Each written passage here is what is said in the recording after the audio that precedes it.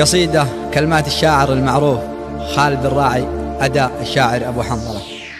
أنا ماني بشاعر بس عشان المال والشرف، ولا المنصب عشان أجني وراه المال والربح. أنا ماني بشاعر بس عشان المال والشرف، ولا المنصب عشان أجني وراه المال والربح. أنا لأجل الوطن والدين بكتب دم لي قدره، عشان الدم والغيره أقول الحق عشان ارتاح. يا ماني وحده وشمخ وما تهتز لي شعره، ولا يهتز بي مثلي ما دام الحق لا مفتاح.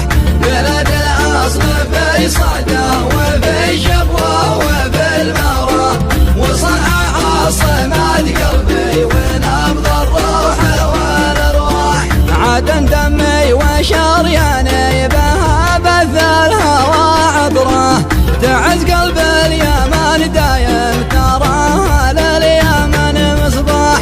وإب الطيب والطيبة نسيم الصبح والخضرة، وفي مرب حضارتنا على مر الزمن مطاح. أنا أم اليمن يا ناس عاشت شامخة حرة، ومن هو ما يحب أمه سوى الظالم والسفاح. ومن هو ما يحب أمه ويكتب ليلها شهرة، ويفرح من فرح أمه ويدخل قلبها الأفراح.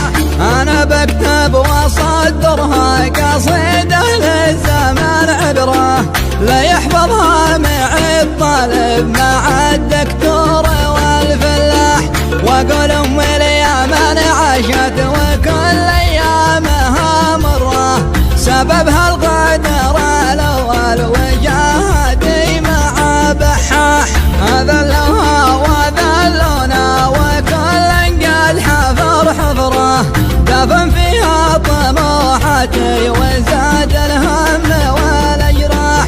الأول طاغية ظالم ولأجله قامت الثورة، ويركب موجة الثورة عبيد القوم والأقحاح. وجاك الظالم الساكت وزاد الشر